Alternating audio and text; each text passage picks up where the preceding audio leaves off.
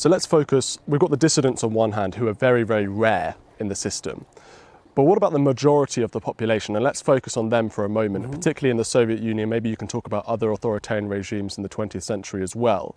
But how did the majority of the population react to, say, Soviet propaganda, Maoist propaganda, Nazi propaganda? Well, and what was the aim of that propaganda? They formulated it and propagated it and lived by it and distributed it. Like, it's a misapprehension. We like to think that totalitarian systems are ruled by a sort of singular top-down tyrant. Hitler, Stalin, Lenin. It's like, no. A totalitarian state is ruled by the lie. And the lie is the principle of governance, and everyone who lies is complicit in maintenance of the state. And so, you know, the Soviet joke, we pretend to work, they pretend to pay us. And so a totalitarian state isn't the freedom-loving masses pining for deliverance out of the desert but oppressed by the thumb of Stalin. It's every single person lying about absolutely everything to themselves and everyone they love 100% of the time. And so, and sometimes that lie is just silence. So I've been looking at the book of Jonah. I'm going to open my new book with this chapter.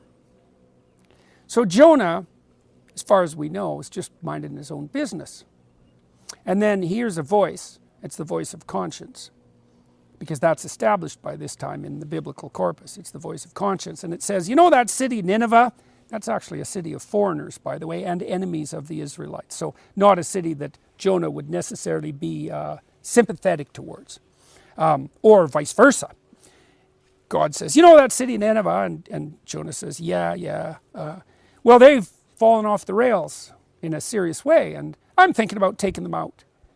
And so I want you to go there and tell them of my intentions and of their transgressions. And Jonah thinks, I don't give a damn about the inhabitants of Nineveh. They're the enemies of Israel anyways. And that's a city of like 120,000 people, and why the hell would they listen to me? And if I go to Nineveh, well, that's going to be a very difficult voyage, and the probability of a dismal end for me is very, very high. And so how about no? So he jumps on a boat and goes in the opposite direction. And as anybody sensible would, and as most people always do. And so that's fine, except now the storms come. And the waves start to rise and the wind starts to blow. And the ship is in danger of capsizing. And so that's what happens when you hold your tongue when you've been told to say something.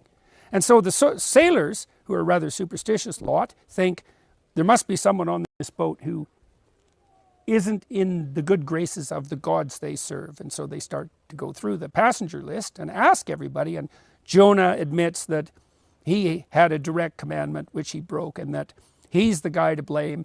And so the sailors have to throw him overboard. And they don't actually do this out of cruelty. They do this out of necessity. And so, well, so now Jonah has run away from his conscience, and he's put the ship in danger, and now he's drowning.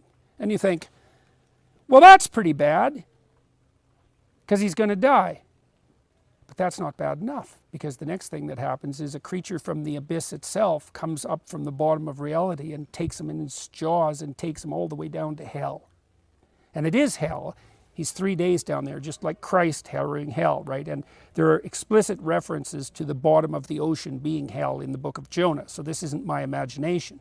And so what does that mean? It means if you hold your tongue when you have something to say, not only do you put everyone else in danger on the ship, and not only do you end up like in a place where you might die, but then something will happen to you so terrible that you'll wish that death would have taken you.